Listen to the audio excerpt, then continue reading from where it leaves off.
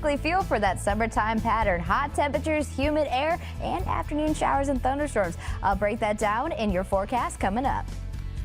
And new details in the ongoing trade battles overseas. What could be opening the door for more discussion coming up? The search continues for those missing following last week's deadly floods. I'm Rebecca Castor in Kerr County, Texas, with the latest coming up. First on the Gulf Coast with breaking news and weather. Fox 10 Midday starts now. Good morning, everyone, and welcome into Fox 10 Midday. Happy Tuesday. I'm Ashlyn Mitchell with your headlines, alongside meteorologist Hannah Fink with your forecast. Hannah, good morning. What do we have in store for the day? Same old, same old. If you've been listening all week, you're going to get sick of us saying it's going to be hot, it's going to be humid, and it's probably going to storm. I am sick of it. But that's what we expect here on the Gulf Coast. That's what we signed up for when we all moved down here, right? Let's take a look at our forecast. Current conditions outside on our all-in credit union camera in downtown Mobile. 88 degrees, feels like 96, and we haven't even made it to noon yet. Maybe some cloud coverage can provide us with some shade, but probably not that much. But it's sunny out. It's pretty out. That's about all we can say. But right now, temperatures, we're warming up near 90 degrees along the beaches. 88 in Pensacola, 89 in Navarre, 87 in Mobile, 86 in Fairhope, 86 in Bay Minette, 90 in Evergreen, 87 in Chatham, 90 in Calvert, and 95 in Lucedale. So some of us are already near 90 degrees or there. But another thing you need to keep in mind, all of us are going to be in the triple digits for our heat index value. So make sure you find ways to cool off. 100 in Mobile, 100 in Evergreen, 102 in Navarre, 100 in Leakesville, 102 in Fairhope, and 103 in Milton.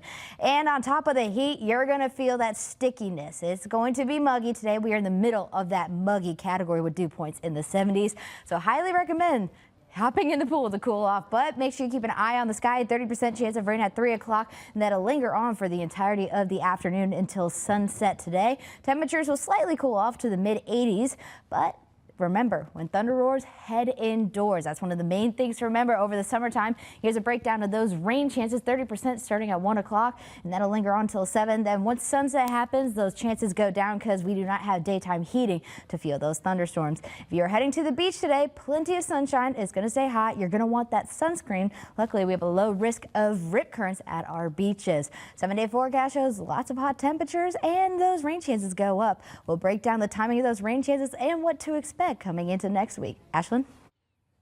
Hannah, thank you. Well, at this hour, the death toll continues to rise in central Texas after last week's devastating floods. This comes as officials consider possible changes to the state's warning systems. Fox News correspondent Rebecca Castor has more from Kerr County, Texas. As the Guadalupe River recedes here in central Texas, people are getting a first look at some of the damage, while others are still searching for loved ones. Days after water slammed into cabins along the Guadalupe River, the search for the missing continues at Camp Mystic. The all-girls Christian camp lost more than 24 campers and counselors in last week's devastating floods. We're so grateful and thankful for all the resources that have been provided to us to do this job. And I can assure you we will not stop until this mission is complete. The flash flooding hit in the early hours of the morning while many were sleeping. One counselor describes the overwhelming emotion and relief when they knew they were safe. Seeing little girls run to their parents and just like hug them and cry, and also seeing some parents who were looking for their little girls and they weren't there. As recovery efforts continue, people across central Texas are beginning to piece together what's left of their neighborhoods. And volunteers from all over are helping comb through the waterlogged debris. It's that foundation of friends and family and faith. That's what draws us to help. Meanwhile, Texas officials are beginning to assess the state's flood warning system. Lieutenant Governor Dan Patrick says they plan to install sirens along the Guadalupe River before next summer. Had we had sirens along this area, up and down, it's possible that would have saved some of these lives. Governor Greg Abbott says the state has activated additional emergency resources and will continue working until every flood victim is found. In Kerr County, Texas, Rebecca Castor, Fox News. And as we speak, a Mobile couple is missing in Texas after the cabin they were in was swept away by flash flooding. In just 45 minutes, the river rose 26 feet. A family member, Jamie Santana, says her brother-in-law, Eddie Santana Jr., was staying at the campground with his wife Camille and 5-year-old daughter Mila Rose. His parents, Ileana and Eddie Santana Sr., were also visiting from Mobile as well. They were celebrating the holiday with family at a campground near the Guadalupe River. Jamie says Eddie woke up to screaming outside their cabin on July 4th, and when he opened the front door, there was already water there. Jamie says Eddie was able to escape after climbing a tree. Now, Jamie says Eddie was taken to the hospital and had a gash on his head, some bruises, and a laceration on his side, but he's recovering. Still, the rest of the family is missing at this hour, and a fundraiser has been created to support them during this tragic time. You can find it by visiting our website, fox10tv.com. And turning now to an aerial view of flooding in parts of North Carolina. This comes after more than 7 inches of rain from Tropical Depression Chantal pounded the central part of the state on Sunday. The National Weather Service says the water level at Hyco Lake reached almost 17 feet Monday. Some homes, boathouses, and boat docks were fully submerged. And in a nearby county, approximately 80 people were rescued by boat overnight. Although Monday came with a sunny sky, the rest of the week promises more rain. I'm concerned looking at the weather forecast. We got weather for the next, rain for the next 10 days. And hopefully it'll go down where we can at least get in and see what we've got, what's destroyed and what we can salvage. At this time, there have been no deaths reported due to the flooding in the Hyco Lake area. Well, meanwhile, we're expecting to hear much more from the president this morning on a number of fronts, starting with new tariff rates and deadlines. The president is introducing new tariff rates for a number of countries, including big trading partners like Japan and South Korea. At the same time, he's pushing back to next month what was supposed to be tomorrow's big reciprocal tariff deadline for dozens of countries. During his meeting with Israeli Prime Minister Benjamin Netanyahu, the president made it clear that he's still willing to deal. The moving deadlines, the uncertainty in the numbers of who's going to make a deal, who won't, is making it really hard for companies to plan, to grow, to invest. And the president is also pushing for the end of conflicts in Gaza and Ukraine. Officials say he's hoping for a new deal to end the fighting between Israel and Hamas and reach a nuclear deal with Iran. Behind all of this, a push for a broader re-enlightenment in the Middle East. Prime Minister Netanyahu offered him a formal nomination for the Nobel Peace Prize. Well, meanwhile, the Department of Homeland Security has shut down 3 oversight offices and slashed staff in recent months. Those offices were created by Congress and are meant to provide independent oversight, investigate civil rights complaints, and ensure accountability inside DHS's immigration operations. Now, advocates and whistleblowers say the move to close oversight offices has gutted an already fragile accountability system and reduced internal oversight. DHS also moving to open new detention sites, including one in the Everglades dubbed Alligator Alcatraz. Critics, though, have raised alarm about the lack of accountability, and they're citing inhumane conditions, medical neglect, and abuse at some facilities. Meantime, DHS is moving forward with their plans.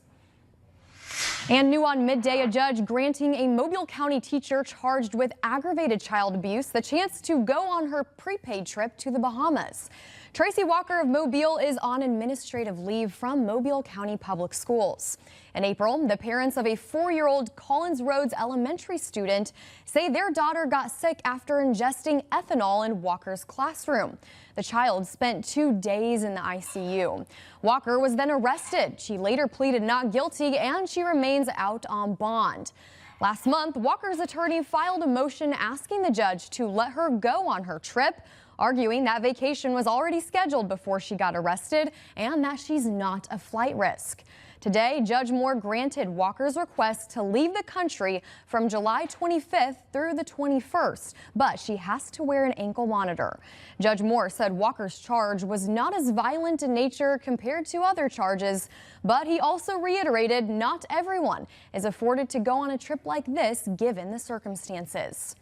Well, listen up, Mobile residents. You have an opportunity to hear from the candidates running for mayor of Mobile.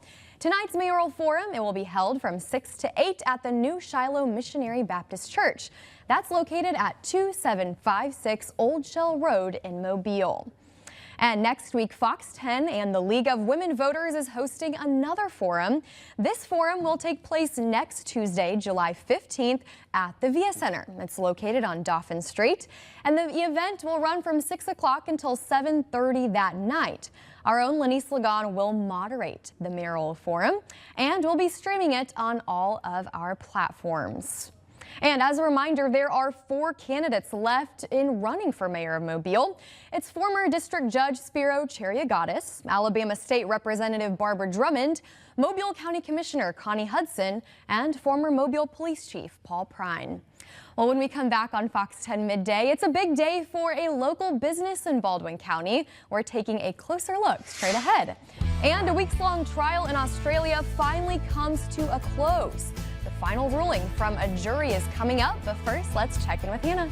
Hot temperatures for this afternoon starting around 1 o'clock. We can start to see showers and thunderstorms start to come into play. That'll last until sunset because daytime heating will not feel them anymore. Some of us will stay dry today, but some of us could see thunderstorms pack a punch.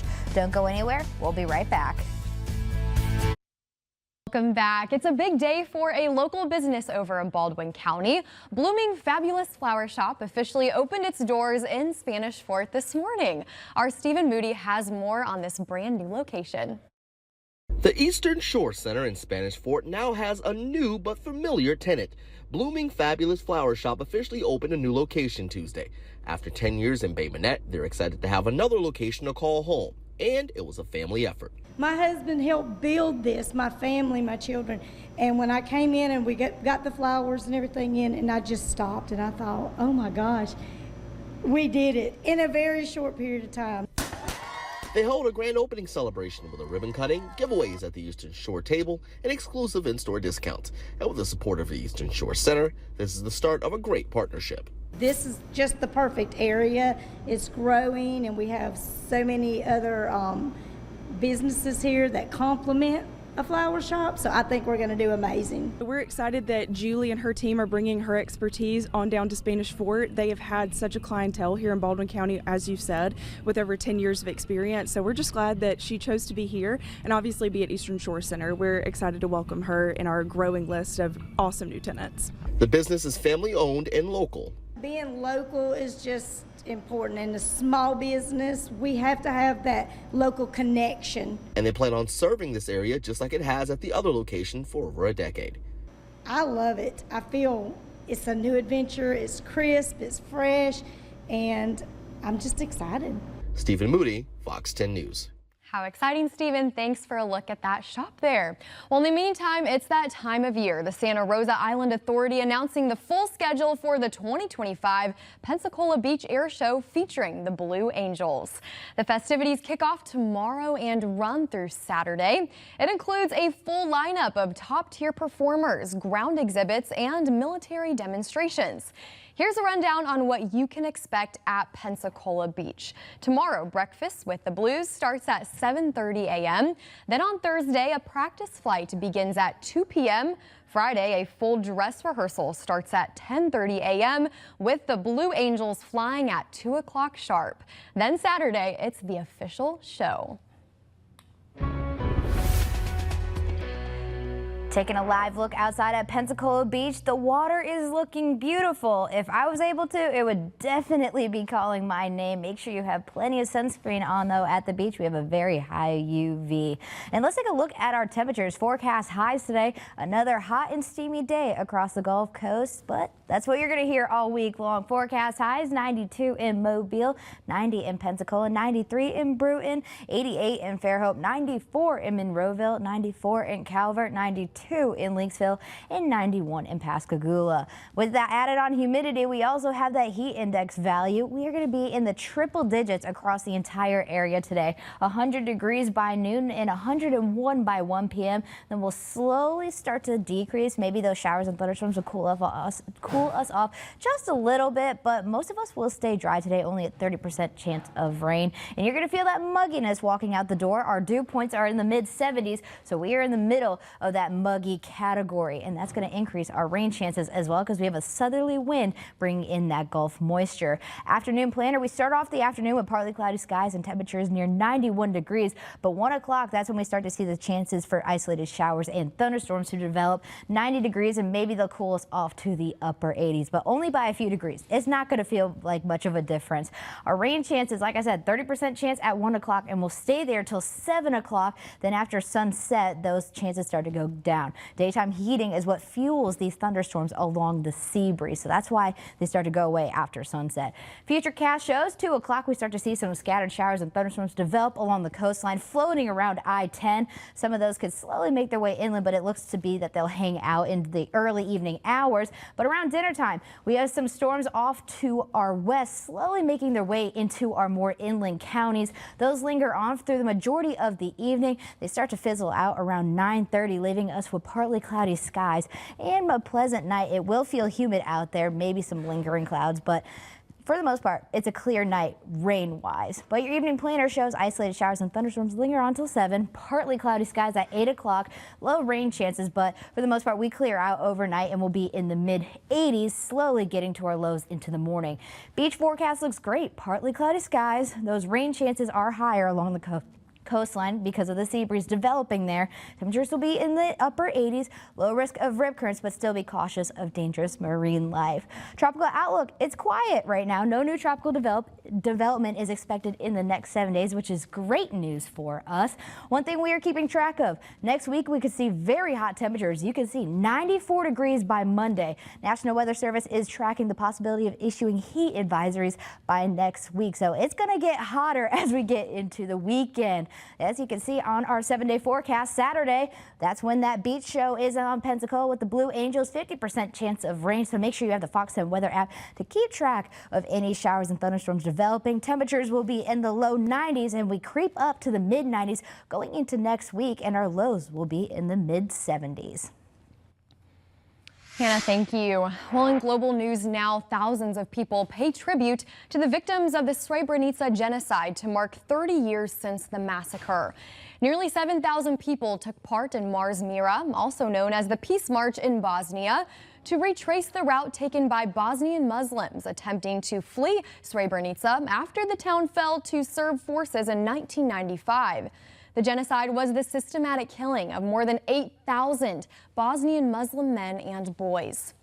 In fact, it's considered the largest atrocity in Europe since World War II. It's not easy.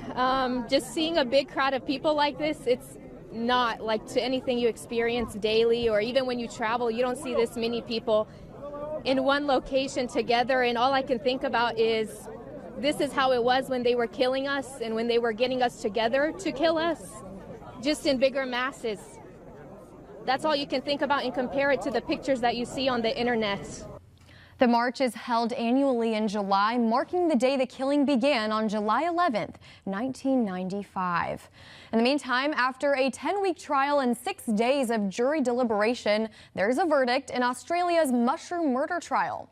The jury finding Erin Patterson guilty of poisoning her in-laws and a relative with a lunch, which contained poisonous death cap mushrooms. The Australian mother of 2 killed her estranged husband's parents, his aunt, and hospitalized his uncle. All were killed with a meal of beef Wellington containing toxic death cap mushrooms. Now, after a 10-week trial that captivated Australia and the world, a jury has decided she poisoned them on purpose. Patterson took herself to the hospital after the meal, but was never as sick as the others. In court, she said it was because she didn't eat much of the lunch and threw up afterwards because she binged on dessert. Well, it's a big week as Superman takes flight to theaters all across the country. Once again, a look back at the history of the Man of Steel on the big screen is coming up. Thanks for watching Fox 10 Midday. Hannah and I will be right back after this. Welcome back into Fox 10 Midday on your Tuesday. Some entertainment news for you now. With Superman soaring back into movie theaters this week, Rick Damigella takes a look at the history of the Man of Steel on the silver screen.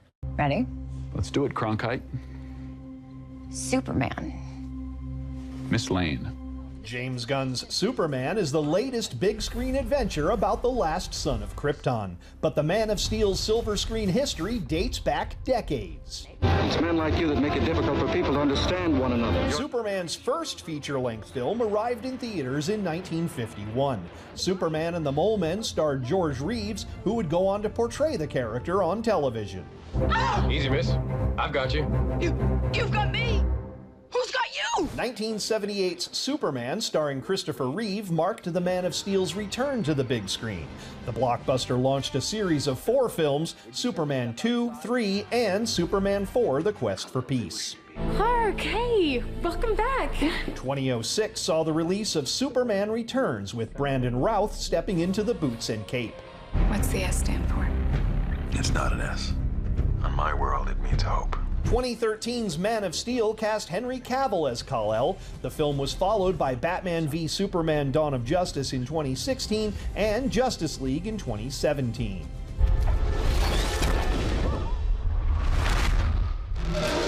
And now in 2025, David Corenswet dons the red S. He's joined by Rachel Brosnahan as news reporter Lois Lane and Nicholas Hoult as the villainous Lex Luthor. In Hollywood, I'm Rick Damigella.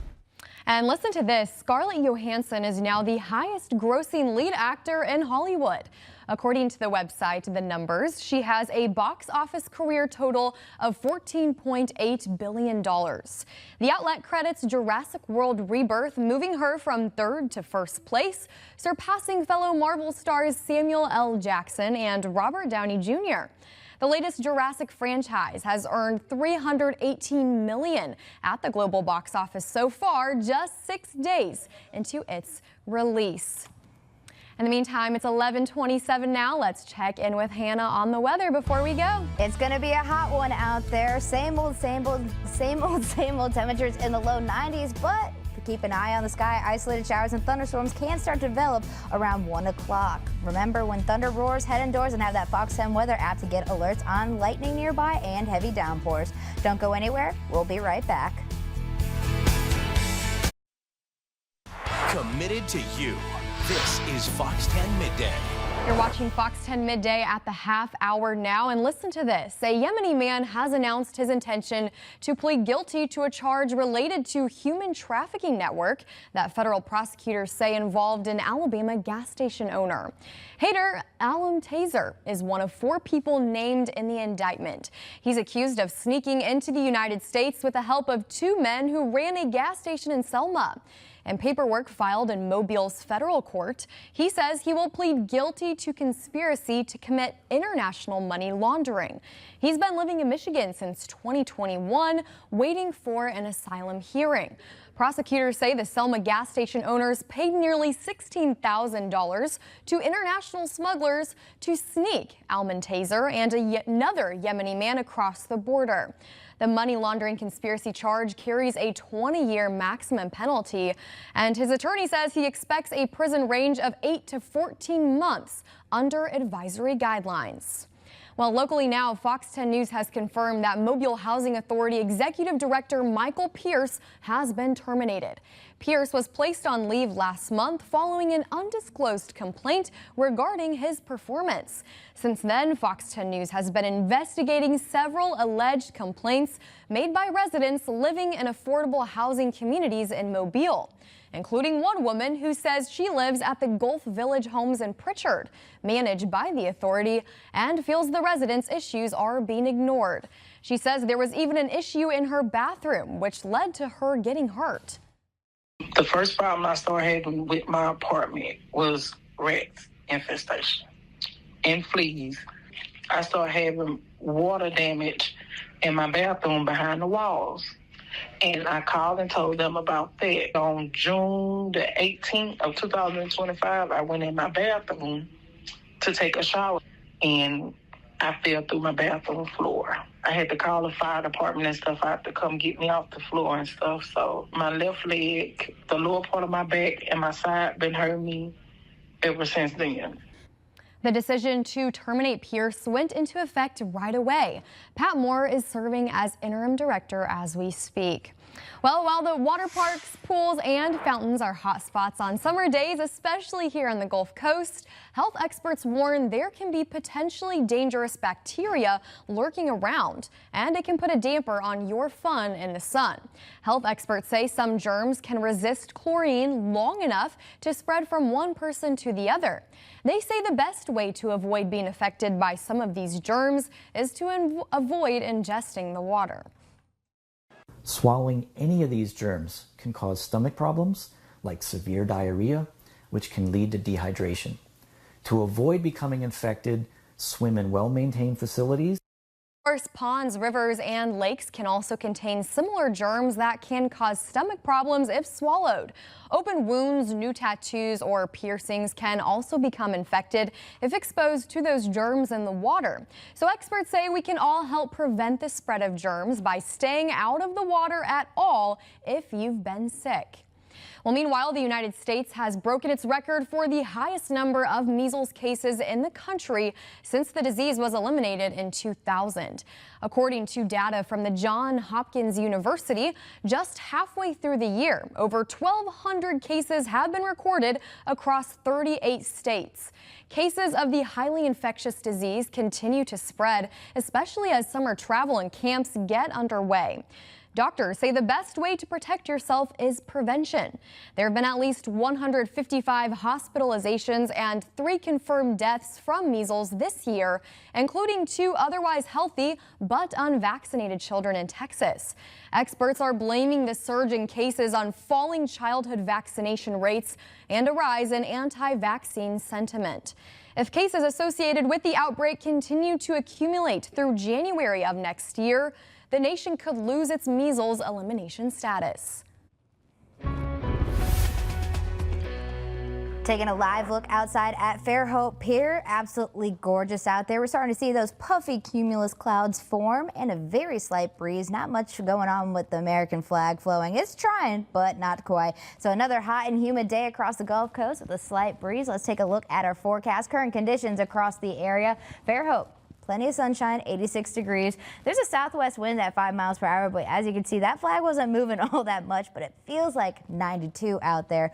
West Mobile, 87 degrees, feels like 94 there as well. Some cloud coverage starting to come in this afternoon, and that'll increase throughout the majority of this afternoon. Heat index values are going to be in the triple digits across the entire area, so make sure you're drinking plenty of water, cooling yourself down, especially if you're outside for long periods of hours. Heat index values are 100 degrees at noon, 101 at 1 p.m. and will linger into the triple digits for the majority of this afternoon, while the actual atmosphere is in the lower 90s. So you're adding about 10 to 11 degrees to the actual temperature outside. And this is what you can think. Our dew points are in the mid 70s. So when they're in the mid 70s, you are going to feel the air hit you in the face when you walk out the door anywhere you go throughout the entirety of this day, actually. And our rain chances do go up a little bit by 1 o'clock, 30% chance of rain until sunset. Then once the sun sets, they don't have much fuel to hang on to, so they'll start to decrease. We could have a lingering shower, though. For our sea breeze, that starts to develop around 1 o'clock. There's a small shower in the bay, but then it starts to become more evident around 4 o'clock, close to dinner time hours. Those can start to spread more inland, but we're keeping an eye on some stronger storms off to our west in Mississippi can form and push into our more inland spots, and that can linger on 7:30. This is 9:15. They could still be north of Evergreen, and those will fizzle out by 10 o'clock tonight, leaving us with partly cloudy skies, a clear night at that, but it's going to feel muggy into the overnight hours as well. Let's shift over to the beaches. There was some coastal showers this morning, but on our radar, there's nothing going on. We're all dry right now, so partly cloudy skies across the area. 88 degrees, and we'll stay there for most of the afternoon into the upper 80s. And let's take a look at our rip current risk. Low risk of rip currents at our Alabama beaches, and then moving over to Florida, same thing there. Low risk of rip currents. Just be cautious of any dangerous marine life out there. UV index shows that you are going to want to apply that sunscreen today. It is very high. Burn time is 15 to 20 minutes. Peak hours are from 11 a.m. to 2 p.m. That's the time you're going to want to seek shade once in a while. Apply sunscreen more frequently. SPF 30 or higher is highly recommended. For your 7-day forecast, lots of heat we actually are going to increase our highs going into this weekend. We have a ridge building in, which actually decreases our rain chances, but increases our highs. So we start off in the lower 90s. By the time we get to this weekend, we could have a more active weather pattern. Thursday seems to be the most active day for possible showers and thunderstorms, so we might increase that rain chance to about a 60%. Then going into the weekend, they start to slowly become less active, but that heat starts to build in. So typical summertime pattern to start your week. Then we have an active storm day possible on Thursday. There'll just be storms that bring a more active punch. And then as we get into next week, hotter temperatures is going to be our main story. And then our lows, typical mid-70s. Thanks, Hannah. Well, new this morning, small biz optimism dips. Amazon kicks off its longest sale ever and a timeline for a possible new TikTok. Here's Fox's CJ Papa with today's business headlines. Small business sentiment declined last month. Companies reported having too much inventory on hand during the ongoing trade tensions and were less optimistic about sales. The report does not list tariffs or trade as options on its single most important problem. Prime Day is underway and continues through Friday. Research firm eMarketer estimates the event will bring in a record $12.9 billion in the U.S. this year, up 53% from a year ago. But retail experts say momentum tends to slow down after the first day. Amazon uses the event to sign up new members to Prime, which now costs $139 a year. And TikTok is reportedly building a new app to launch this fall for American users, as President Trump says he's pushing ahead with a sale. TikTok developing a whole new version of its app called M2 that'll keep some borders around TikTok, keeping essentially the Chinese from having control of the servers here in the U.S. The U.S.-based version of the popular social media app is expected to debut on September 5th, replacing the original version in app stores. September 17th is the deadline for the sale of TikTok's U.S. operations, and in March of next year, the original TikTok app will no longer work for users. CJ Papa, Fox News. Well, the start of the new school year is only about a month away, and now is the time to start thinking about what your child needs to start the year off right. I know it's hard to believe it's almost that time of year, but it's a good time to think about it, especially if you want to save some money.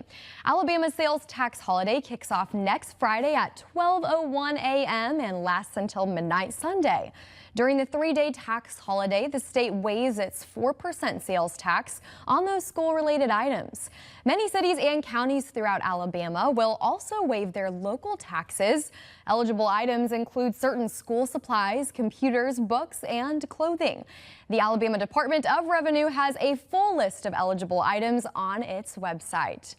Well, in Mississippi, shoppers can also start saving money on those back-to-school supplies beginning this weekend. You don't have to pay sales tax on school supplies and individual items of clothing and shoes if the item costs less than $100. Online purchases made during the sales tax holiday are tax-free, but shipping doesn't count toward the $100 item limit. It begins this Friday and will run through all of Sunday. And straight ahead, a popular coffee chain announces a few new additions to its menu. We'll tell you about that. And 2 weeks after a tornado devastates a piece of North Dakota, a piece of one family's history is making its way back home. Hannah and I will have your midday talkers after this.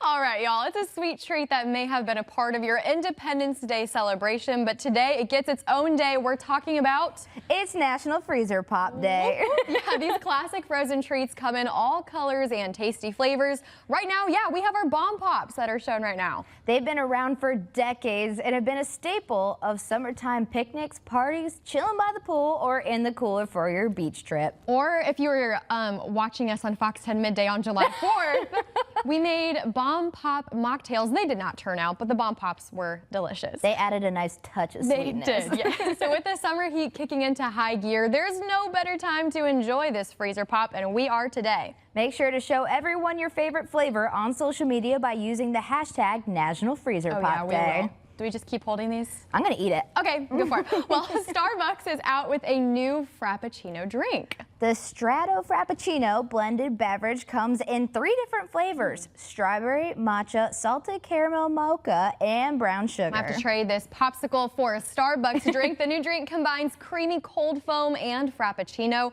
to create that layered look that you see.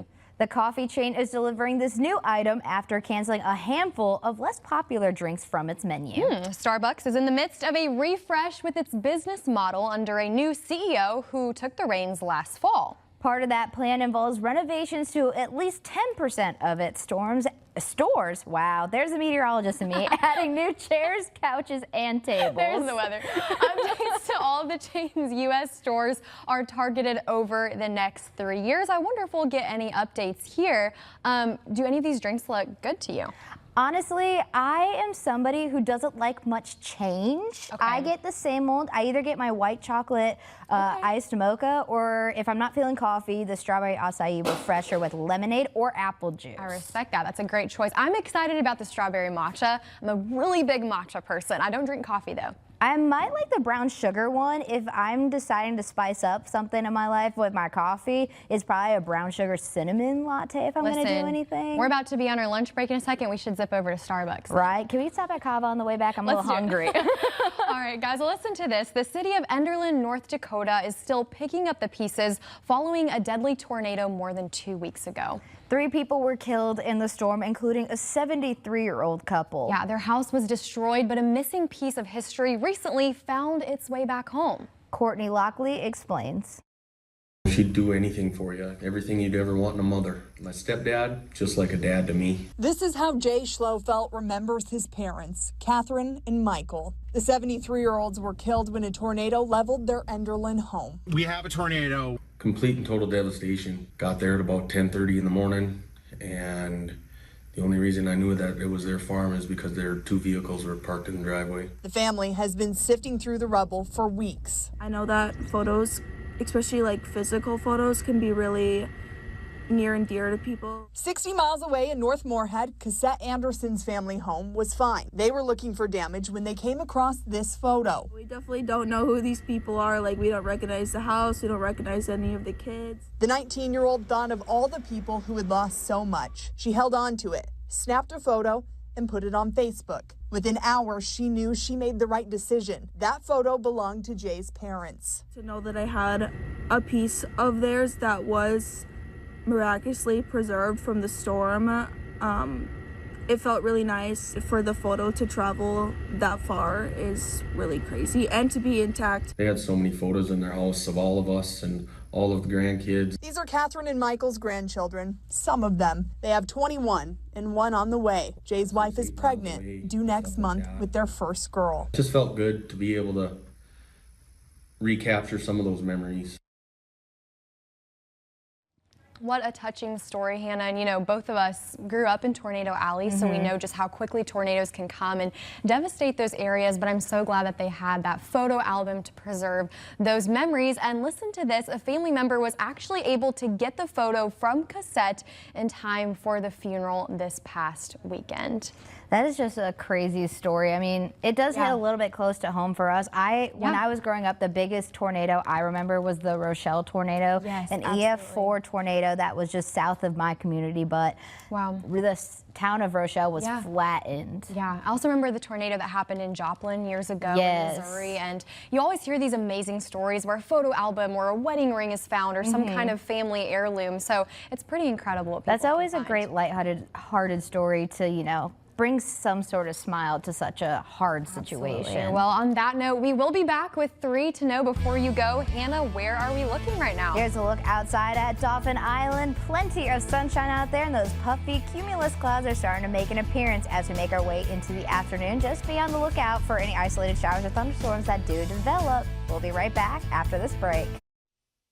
Welcome back and listen to this. A big announcement of a major discovery hurtling through the solar system, followed by a silly but certainly surreal observation from the interwebs. Jeremy Roth has today's Out of This World take. A look at this. Astronomers have confirmed an interstellar object is zipping through our solar system, and the story only gets weirder from there. Believed to be a comet, the object called 3I Atlas is only the third celestial body from beyond our solar system ever to be observed in our corner of the universe. Astronomers say its speed and trajectory are the main indicators that this velocitous visitor originated from outside our solar system. To make things even weirder, NASA published news of the object on July 2nd, which internet sleuths were quick to point out was the same date Earthlings were first clued in to the incoming interstellar visitors in the movie Independence Day. And I'm just saying, we all know how that turned out. Whoa. But before we roll out the welcome wagon, Welcome to Earth. just know that experts say the comet poses no threat to Earth and will remain at least 150 million miles from our planet. So it's fine. We're fine. Everything's fine. Another surreal and sciencey discovery is making headlines as auction house Sotheby's is showcasing a one-of-a-kind dinosaur fossil in New York. This 6-foot-tall skeleton is the only known example of a juvenile Ceratosaurus. Discovered in Wyoming back in 1996, the 150-million-year-old fossilized remains were studied and ultimately mounted. Looking like something out of Jurassic Park, the Jurassic specimen will be parked on public display ahead of the upcoming auction slated for July 16th, where Sotheby's estimates this prehistoric predator could nab anywhere from $4 to $6 million as the headliner in their Geek Week auction event. For Take a Look at This, I'm Jeremy Roth. And it's time for your 3 to Know before you go today. Professional sports teams across the Lone Star State are stepping up to help victims of the deadly flooding. The Texas Rangers and Houston Astros are contributing $1 million to those relief efforts. The NFL Foundation with the Dallas Cowboys and Houston Texans also pledging $1.5 million for victims. And the NBA, alongside the Mavericks, Spurs, and Rockets, is pitching in more than $2 million. So many people are coming together during this time of need. And then French President Macron has touched down in the UK for his first state visit since Brexit. Prince William and Princess Kate were there to greet Macron and his wife upon arrival. Prince Charles plans to emphasize bonds between the UK and France during their visit. And finally, some of the nation's top health organizations are suing the federal government. This lawsuit comes after Health Secretary Robert F. Kennedy Jr. said back in May that the CDC would no longer recommend COVID-19 vaccinations for healthy children and pregnant women. The lawsuit alleges decisions from Kennedy and people in power at the Department of Health and Human Services are in an attempt to mislead the public. But finally, before we go today, Hannah, another look at the forecast for our Tuesday. Well, you're probably going to get sick of us saying it. It's going to be hot, humid, and chance for afternoon showers and thunderstorms. Here's a look at your overall day planner. 90 degrees. The highs across the area are the low to mid 90s. Most of us will be dry today. We have a slight decrease in our chances of rain. Yesterday we had a 40% chance. Today we have a 30% chance of rain. Isolated showers and thunderstorms can develop along the sea breeze, but if you're in a more inland spots, keep an eye out on the sky. There are going to be some storms that develop off to our west and central Mississippi that can make their way into our area around dinner time. But overnight tonight, we will clear out, partly cloudy skies, but that muggy feel will continue on into your morning hours. Well, listen, it's National Freezer Pop Day, so really no excuses not to cool off. Exactly. I'm going to go grab another bomb pop from the freezer over there. I don't have blue on my teeth, do I? No, my lips might be a little red. It's like natural, not natural, but some lip gloss. I have to brush our teeth before the next show today. Thank you all so much for watching Fox 10 Midday. We'll see you on Fox 10 Live at 3 p.m. Enjoy the rest of your beautiful Tuesday. Stay cool out there.